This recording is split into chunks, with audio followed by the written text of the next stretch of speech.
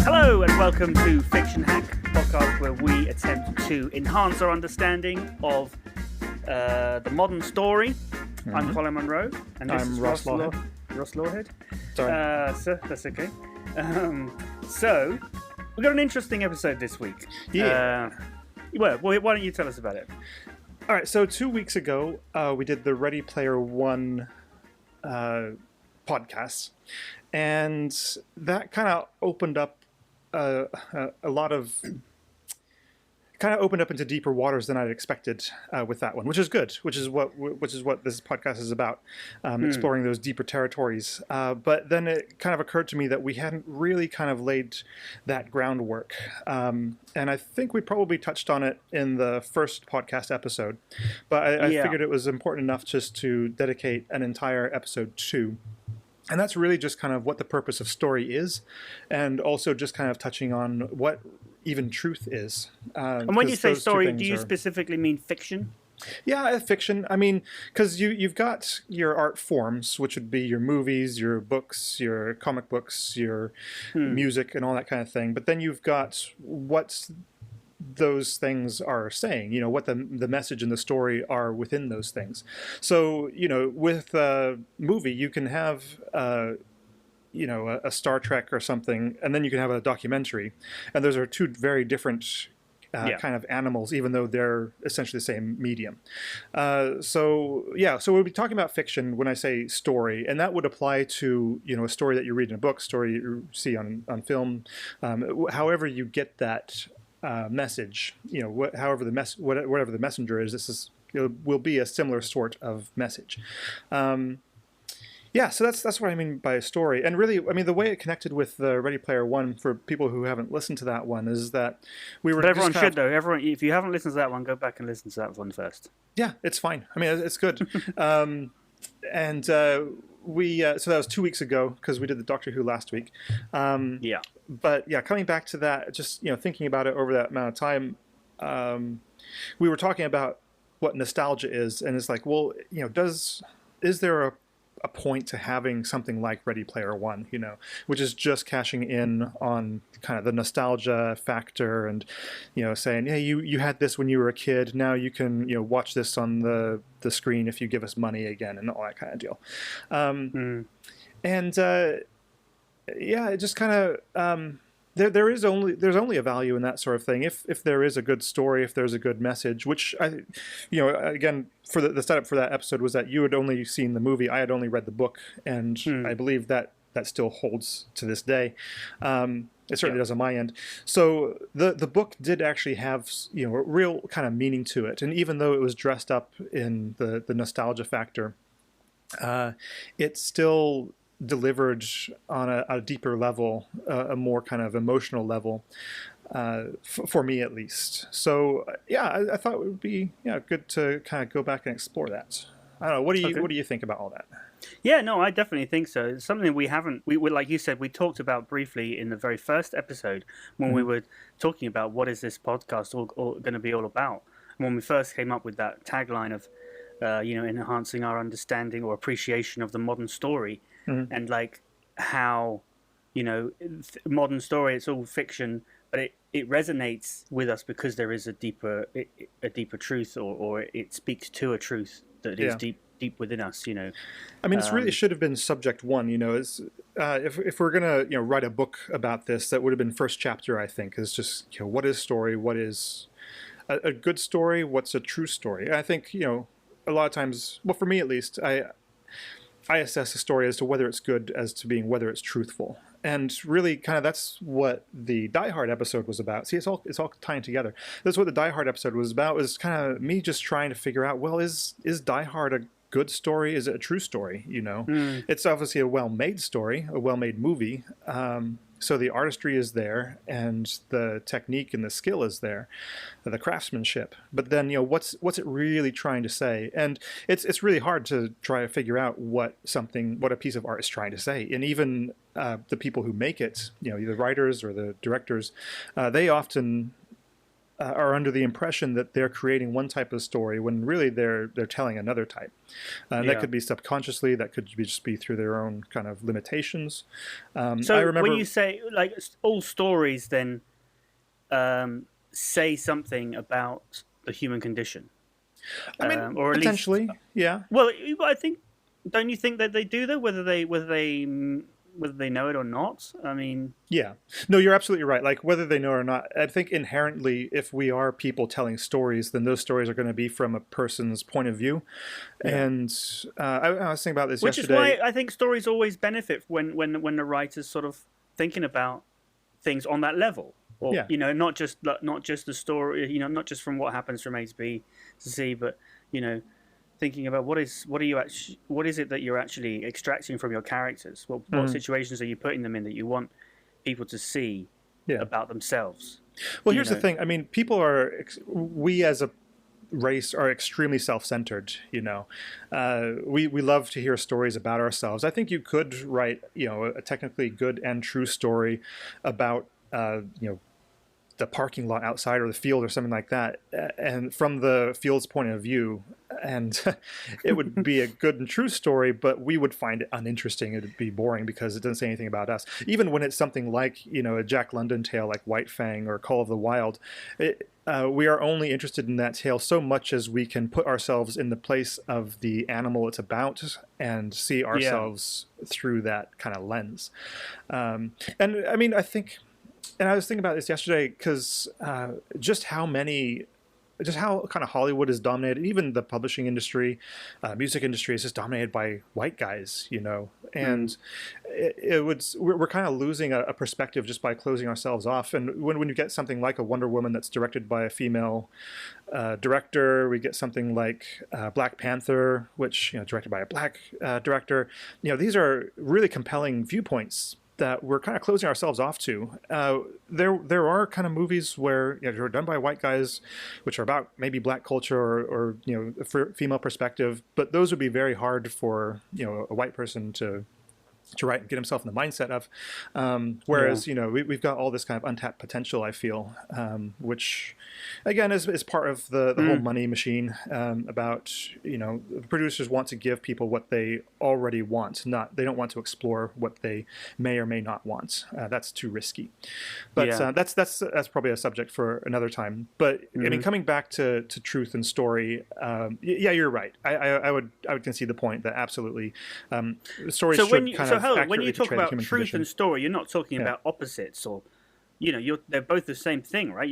Well, here's the thing. This is where we should back up, and this is where you did say, just to clarify, you did say earlier that when you like a story, it's because you see a truth in it. Yeah. Right. That's what you did say something like that just a minute ago. Yeah. No, that sounds like me. No, absolutely. And I mean, it's an open question. Is like, do people like stories which are not true? You know, I think that's what people mean by escapism. But people are under a misapprehension about what escapism is. A lot of the times, I think it just means something that you can switch your brain off to. Well, this is the thing. There's a different level. So we're talking about a deeper level of truth. A truth of the human condition, rather than the reality, how realistic something, the actions and events and the setting is. Yeah. Obviously, Lord of the Rings is not realistic. This is where, you're right. Yeah. No, absolutely. And this is where I think we got to start sorting out some terminology. So I think it's important to understand that there's truth and there's fact. And those two things are not always the same. Although facts are true, not everything that is true is a fact. And it's easier to illustrate, you know, just by saying, looking at certain stories. I mean, there's just, a flood of examples.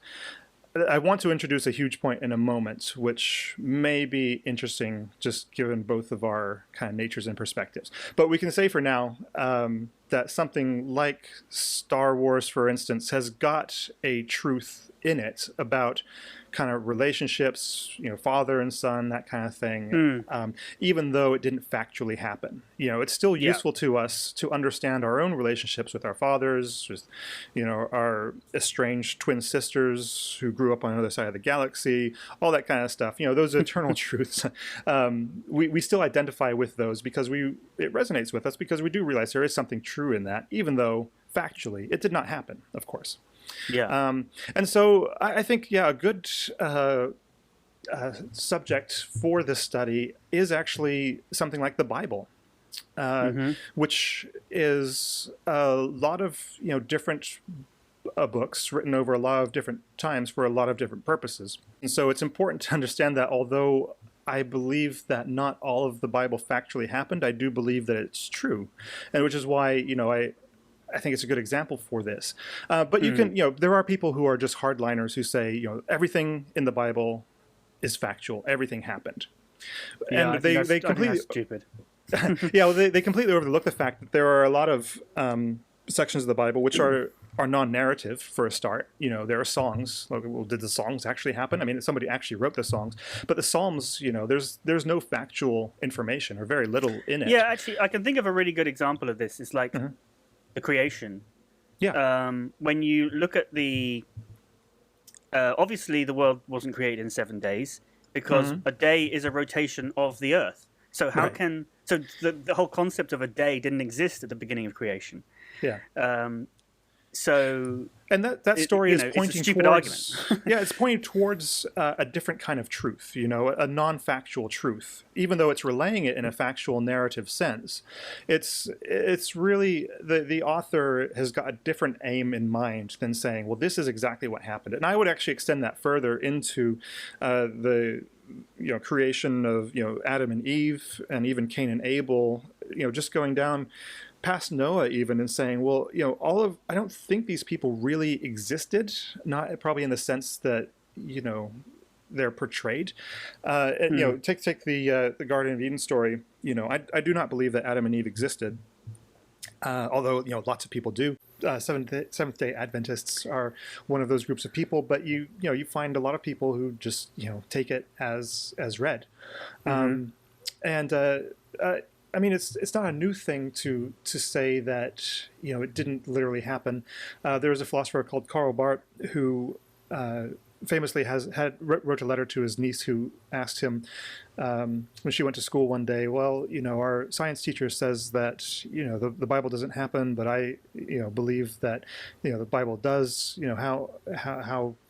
How basically, and he wrote back and said, well, the teacher is telling you what's truly happened from a scientific point of view, and the Bible is telling you truly what happened from a spiritual point of view.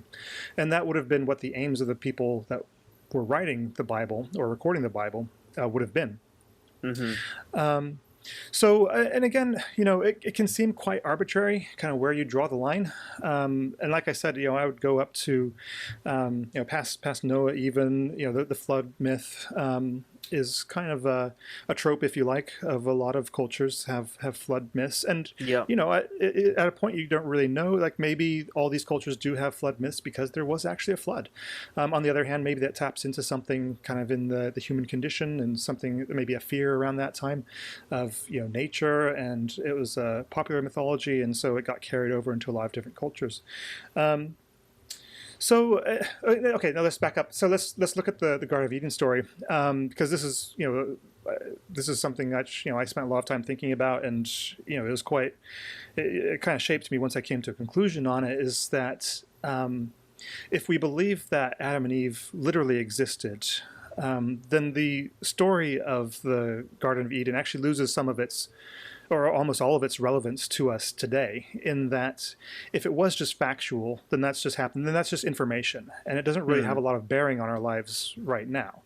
But if we look at it as a story, as an allegory, and these are kind of archetypes, we can actually start to place ourselves within that story and say, well, look, the story of the kind of the temptation, it kind of shows two ways that mankind can be corrupted. It can be from the snake, the opposer, the kind of the tempter, someone who's out to deliberately corrupt you and saying, do this thing, and using all these kind of lies and deceptions, or sideways reasonings to make you do something which you shouldn't do.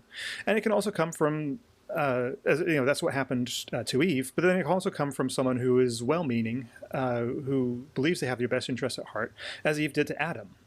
And so it's kind of a cautionary tale on two fronts, is to kind of guard yourself against those two aspects. And that's something that we can use in our day-to-day life, and it's got more power because of that. Mm-hmm. Have you ever heard of Jordan Peterson? It's ringing a vague bell. He got famous by opposing some laws in Canada about transgender people. About their right to be referred to as not he or she, but other pronouns that they made up for themselves. He, in his book 12 Rules for Life, he's got some very interesting views on the meaning of the Genesis creation story and sort of the what it means today about men and women and their roles in the different roles in society. Well, you can slice it a lot of different ways, and the Genesis story has also been used, allegorical or otherwise, as a way to keep women in oppression. Essentially, is saying that women were the ones that were corrupted first, and so mankind is only fallen because of woman, and so we have to. Man has ascendancy over women because of that, which I would not agree with. That's not what it's about. Not helpful, certainly. Yeah, it's not what it's about. But again, that's kind of the power of stories is kind of comes down to who is it that's kind of using stories for their narrative, and again, that's why it's important to study it and. But then understand stories. You can read you can read in things to stories that aren't there. And you can, and that's clearly what's happened in that case of people taking a story and then adding their own. Well, again, and stories can get used for things that the authors didn't intend them to do. Yeah. And even a very analytical writer can.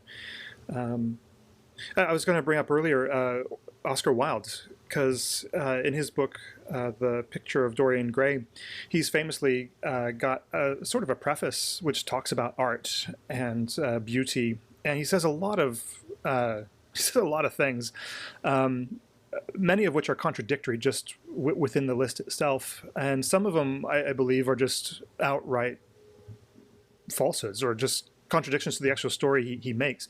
One of them in particular is that. There's no such thing as a moral story. A story is either well written or it's badly written. And then he goes on and writes one of the most magnificent moral stories of that 100-year period, of the Victorian literature. And so, whether he was in earnest, so to speak, when he wrote that or not, it's kind of anyone's guess, because he said, part of the artist's job is to provoke, and I believe that's true in a lot of senses. And so, whether he, meant those statements at the beginning of that book as canon, or if he just meant them as, as actually a way to get yourself mentally adjusted to the story he was going to tell, I think it's an interesting thing to explore. But maybe he just wasn't comfortable with the role of moral preacher. He didn't see himself as someone who's telling people what their morals should be, but just exactly. No, I think you're opinion, right. Yeah, which was going on at the time. This is late Victorian era, where there was a lot of moralizing going on and sort of sanitizing of art and literature, a lot of censorship.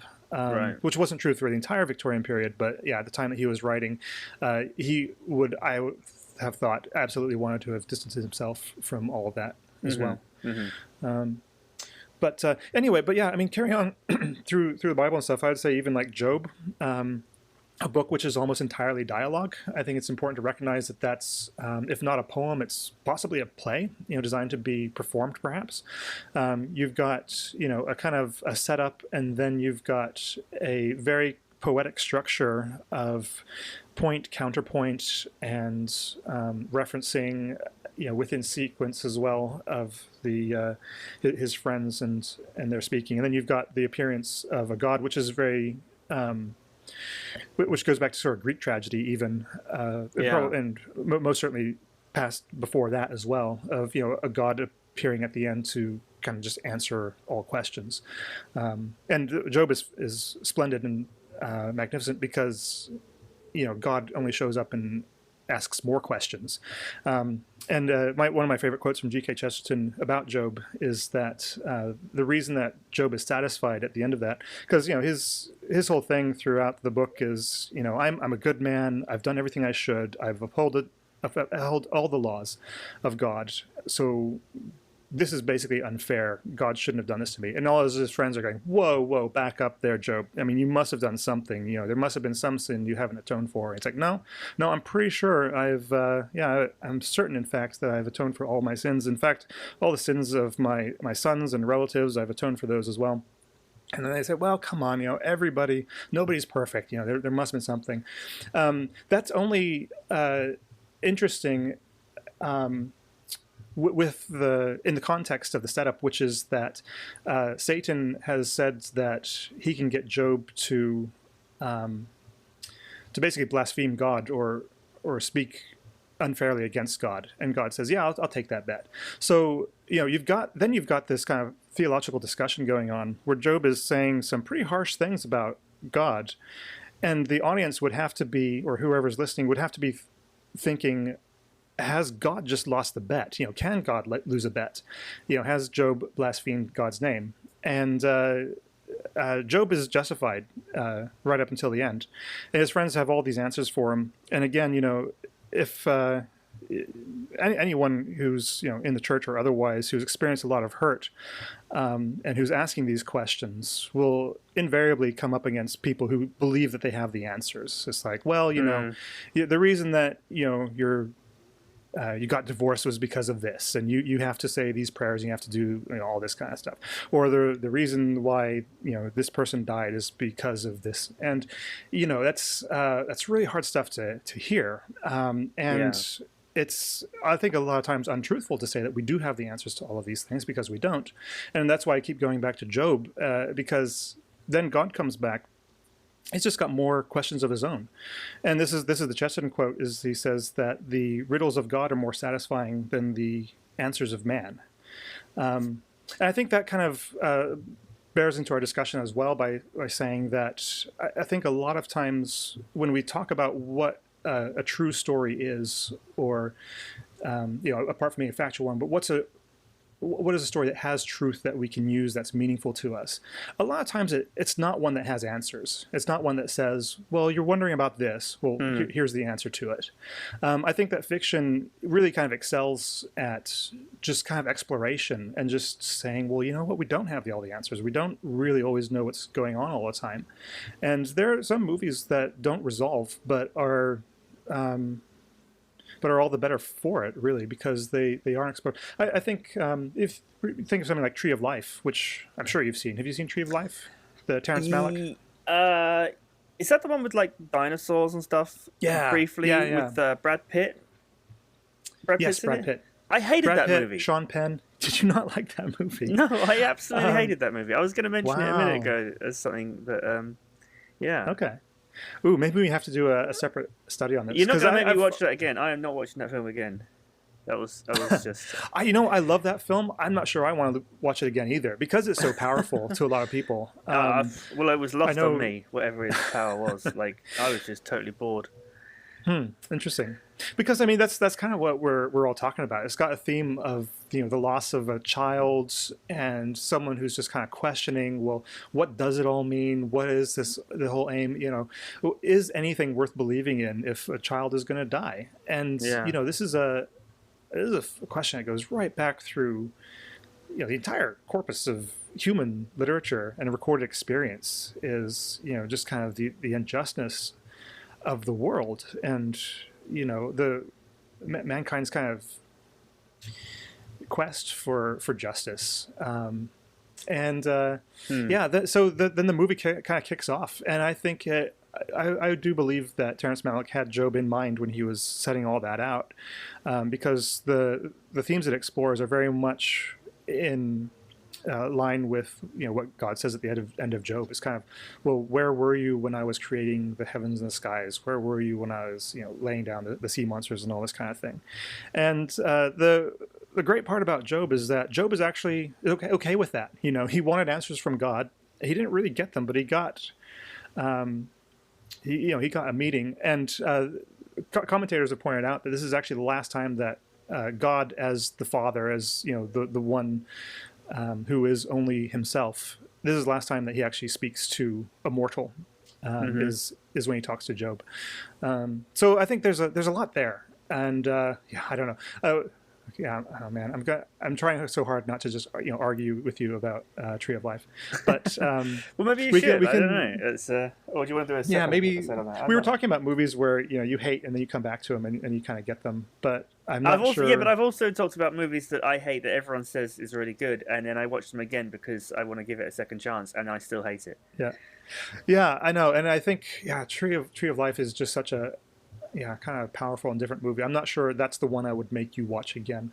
But in any case, so I think the other points I want to make was that there are different uses for story truth. And so, and again, maybe the reason that Tree of Life didn't really affect you in the way that affected me and others is that you just kind of weren't there. Kind of, you weren't, not through any fault of your own, but you hadn't experienced the kind of things that you needed to, or you didn't have those kind of questions in you at that time. Possibly. But there are stories that can be inspirational. There are stories that can be cautionary. Things that you look at something like, I don't know, Fatal Attraction, for some reason, just leaps into my mind. It's like, you do these things, you lead this life, then bad stuff happens to you. I mean, Dorian Gray is like that as well. It's like, you think that you live a life without consequences, but really all of these sins are taking a toll on you, whether you can feel or see them or not.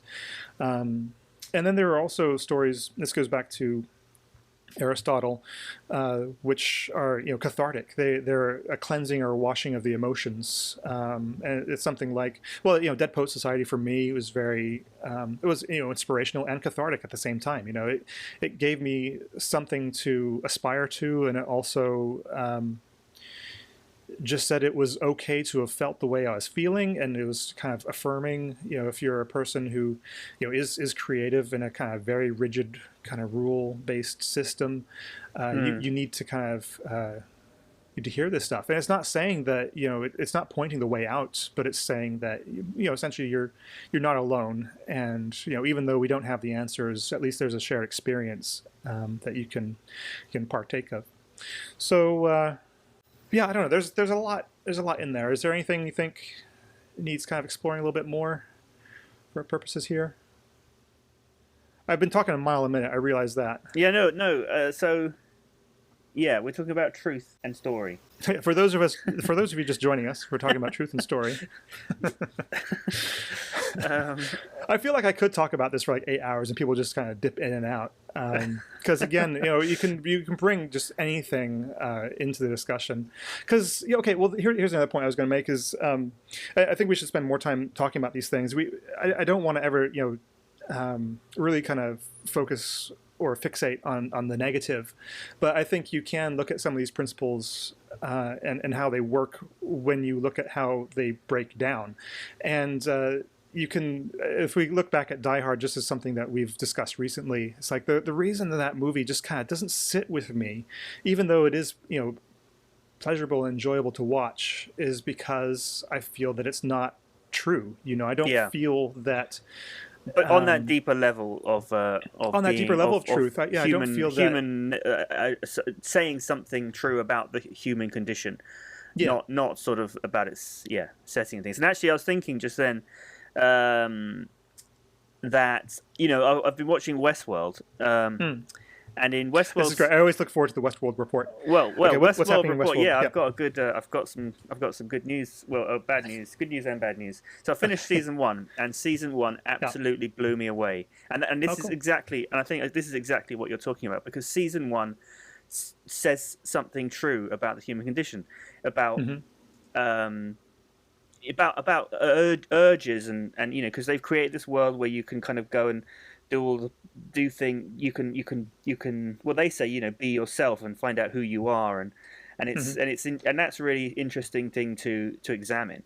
But then as a result, the whole park kind of, well, I don't know what, spoiler alert, the whole park sort of the thing they've set up falls apart, and but the way that it falls apart at the end is absolutely mind blowing and amazing, and I really recommend watching it.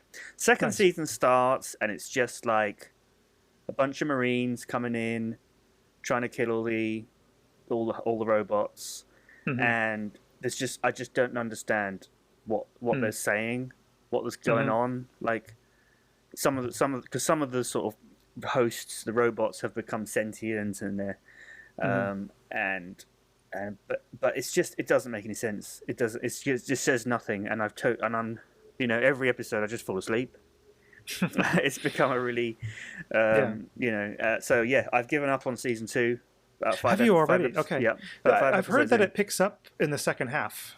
So really? I don't know. I'm not going to guarantee. There's some episode with like Native American tracker, which apparently everybody loves. So I don't know. Maybe it gets back on track, so to speak. That's a shame, though. But no, I understand what happened, and I think this is the trap. Which, I mean, we were talking about with kind of the mystery box and Chekhov's gun episode. If we look at Lost, something which did start out with a purpose and a meaning, and which I believe, although I can't prove, it was going to be a discussion about the afterlife and purgatory and souls and redemption, perhaps. But it just turned into a kind of just a kind of exercise in tricking the audience. And so I think people who just left just about everybody cold. There are still some kind of diehards who claimed that they found it interesting and fulfilling, and it was all about the characters, blah blah blah. But I think at a certain stage, something like that becomes just a mental exercise, and it's not. It doesn't connect within you, kind of emotionally or spiritually, if you want to say. And so you can appreciate, as I do, the artistry and just kind of how well something was made, but ultimately it has no real purpose. And I would say Lost is something which people. I don't think people go back to it. I don't really see anybody saying, "Oh yeah, you remember Lost? It's better than you remember it being." It's. I think we've all just kind of agreed to move on essentially. Yeah, I really enjoyed it at the beginning.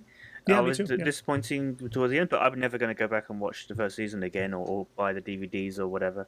Yeah, and I wouldn't recommend it to anyone because it's although it's enjoyable the first season, it's a waste of time because it doesn't go anywhere and it doesn't say anything.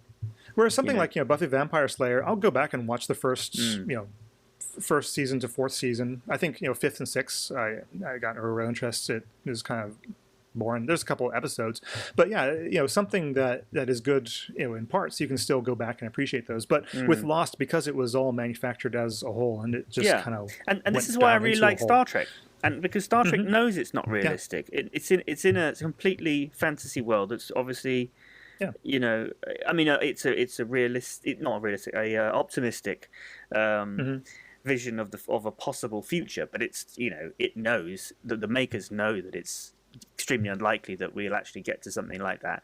But and they know that it's extremely unlikely that there's all these types of aliens on other planets. But they use that's not the purpose. It's not the purpose. They're all used as metaphors for certain types of people, or not types of people, certain things that are within everyone. I think you're right, and that's why it speaks. That's why they're able to touch that nerve, and because they speak the truth. Yeah, and you can kind of look at it. It affords the writers to look at certain characteristics in isolation, because they'll have a Klingon episode, and it's not, obviously there's not Klingons around. I don't think the Klingons are even a metaphor for a certain type of people. But it's kind of a mindset, and there's a kind of a Klingon drive in us, and maybe it is the people at work who do act in a super aggressive way. Well, how do you really kind of deal with that?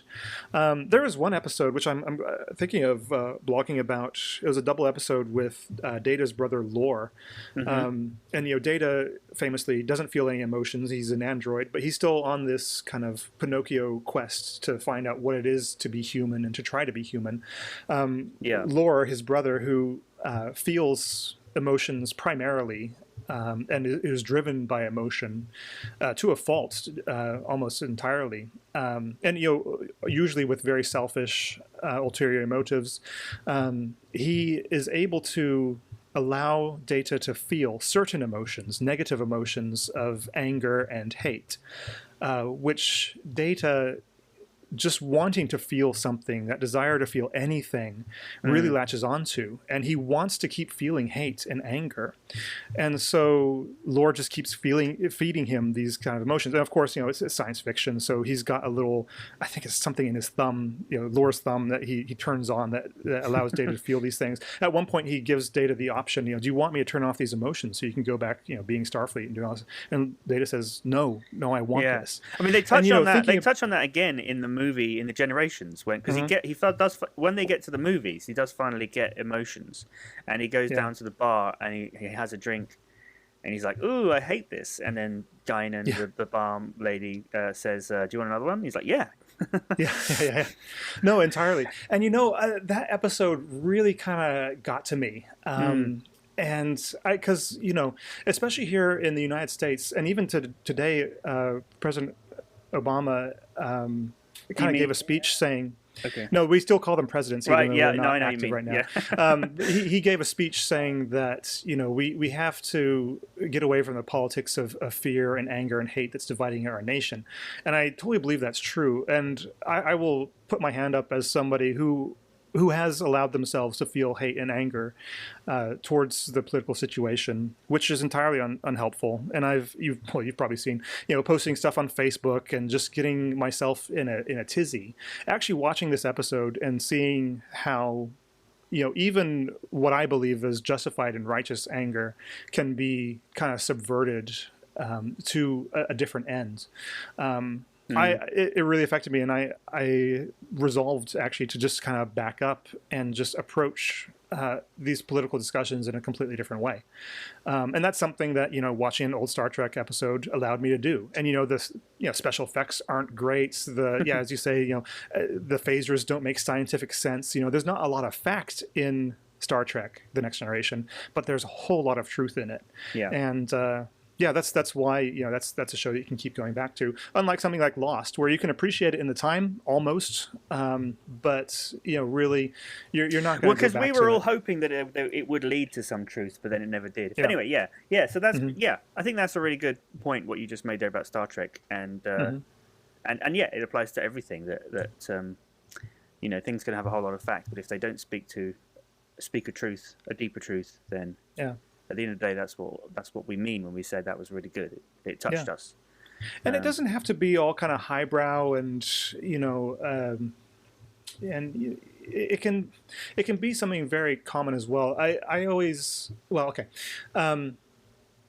There's something I always refer to people who are kind of asking these questions, exploring these concepts, is again, G.K. Chesterton, who wrote a lot about just kind of story and myth and fairy tales especially. One thing that he said was that literature is a luxury, fiction is a necessity.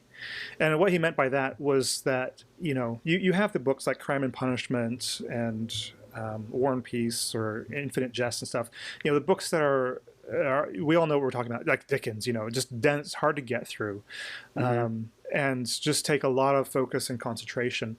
And I kind of equate that as to like a gourmet meal, There are times in your life where you want to have that. You want to have those bigger discussions. You want to kind of really kind of think about something, chew it over, just kind of, taste each morsel, like James Joyce's Ulysses and all that kind of thing. But you can't have that all the time. You can't read only those kinds of books, and you can't eat only that type of food. Sometimes you just need the basic kind of meat and potatoes of your diet. And that's not to say that, you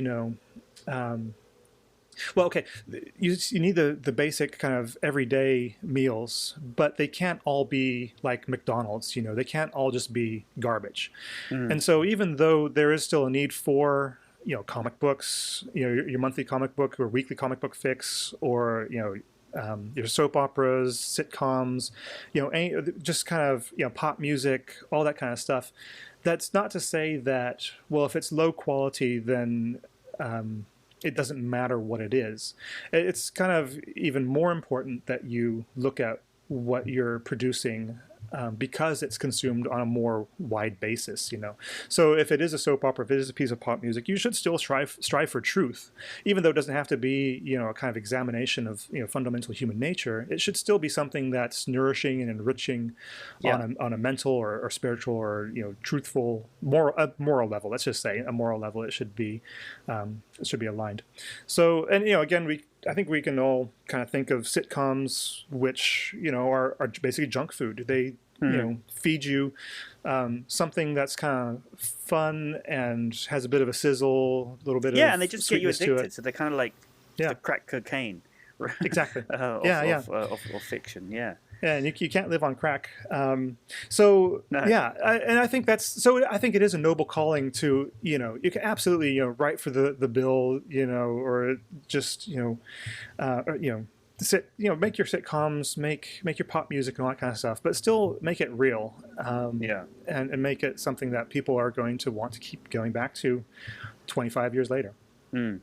Great. Okay. Okay, does that all make sense? Yeah, it does. I don't know. Yeah, I'm sure other people have different points of view. So again, I would encourage people to write into the show. Let us know what you think. Fiction Hack on Twitter. We should probably set up an email account or something like that. For there letters. already is actually. Fiction Hack Podcast at Gmail. Okay. You can use that, or if you have a thought that's longer than 288 characters or whatever it's up to right now. That'll be good. Yeah, write to us. Okay, and people can follow you on Twitter. Twitter at Ross Lawhead, all one. And they can follow you on Twitter. Colin_Munro. That's MUNRO. Mm-hmm. And obviously you can find our website fictionhack.com, but with a hyphen, so fiction hack. Yeah, it rolls off the tongue. I think that's it. I think we'll see you next week. Okay, and have a great week. Be excellent to each other.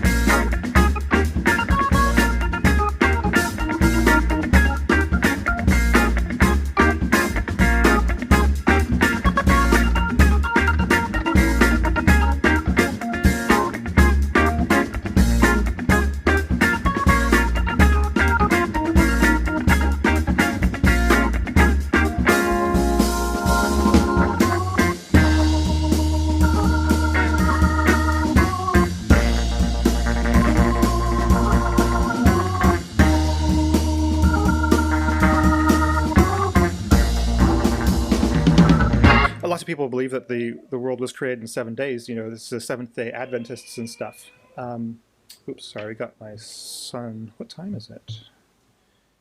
Okay, he should not be up that early. We might have to pause, mate. Okay.